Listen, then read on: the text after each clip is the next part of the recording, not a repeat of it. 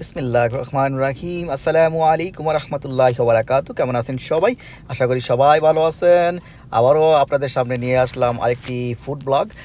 কিভাবে আজকে আমি দেখাবো আপনাদেরকে কিভাবে ঘরে বসে ফিলি চিজ স্টিক বানাবেন। সো এই যে বক্সটা দেখতে পাচ্ছেন, এই বক্সটা নিয়ে আসছি আমরা রেস্টুরেন্ট ডিপো থেকে।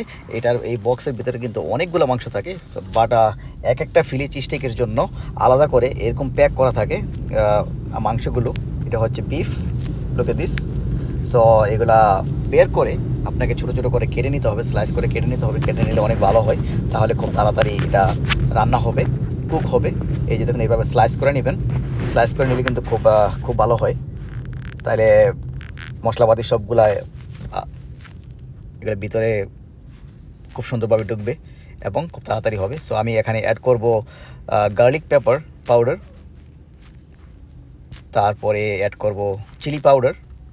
এগুলো কিন্তু সব কিছু কিন্তু পরিমাণ মতো, বেশি দিলে কিন্তু আবার জালো হয়ে যাবে। তারপরে অ্যাড করব পাপরিকা, লিটল বিট কালারিংয়ের জন্য। তারপরে পরিমাণ মতো সল্ট, নট টু মাচ। এটা কিন্তু একটা ফিলি চিজ স্টিকের জন্য এক একটা স্লাইসের প্যাকেট আলাদা করা কিন্তু এগুলো থাকে, আলাদা প্যাক করা থাকে এক একটা ফিলি চিজ স্টিকের জন্য। আমরা জানি যে চিজ স্টিক অনেক বড় হয়, ফিলি চিজ স্টিক অনেক বড় হয়, বাট আপনি ইচ্ছা করলে ছোটোও বানাতে পারেন।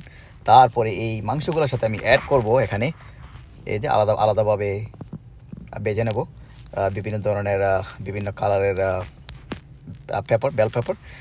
আমি এখানে অ্যাড করেছি অরেঞ্জ, রেড, গ্রিন অ্যান্ড সাথে আছে পেঁয়াজ পরিমাণ মতো।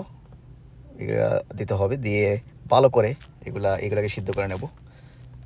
এখানে শুধু অ্যাড করতে হবে তৈল আর লবণ দিয়ে এগুলোকে ভালোভাবে বাছতে হবে, এটা পোড়া হয়।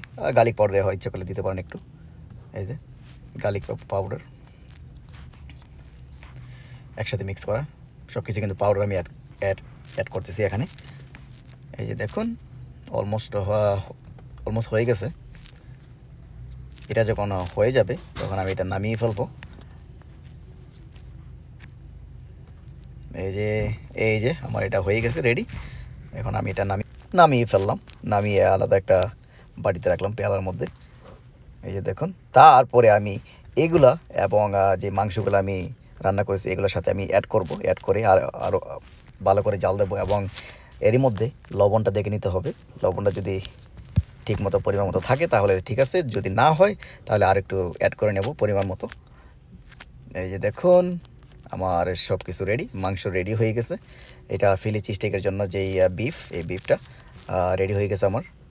এটা কিন্তু একেবারে খুব সহজ বানানো। তারপরে এই ব্রেডগুলোও কিন্তু একই জায়গায় পাবেন, অর্থাৎ রেস্টুরেন্ট ডিপোর, যেটা জেট্রোর আরেকটা শাখা। সো এই ব্রেডগুলো আমি স্লাইস করে নেব। এই যে স্লাইস করে এগুলোর সাথে অ্যাড করব মেয়োনিজ। এই যে দেখুন পরিমাণ মতো, যদি বেশি খেতে চান তাহলে আপনি অ্যাড করতে পারেন। আপনি কতটুকু পছন্দ করেন, আপনি যদি বেশি মেয়োনিজ পছন্দ করেন তাহলে অ্যাড করবেন বেশি মেয়োনিজ।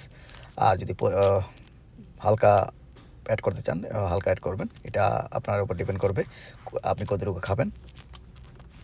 তারপরে আমি যে মাংসগুলো আমি রেডি করেছি আগে ফিলি চিজ স্টিকের জন্য, এই যে এগুলো আমি এখন এক পাশে দিয়ে দেব একটার মধ্যে। এই যে দেখুন আমার দেওয়া হচ্ছে। ইচ্ছা করলে আপনি দুই পাশেও দিতে পারেন, দুইটার মধ্যে দিতে পারেন।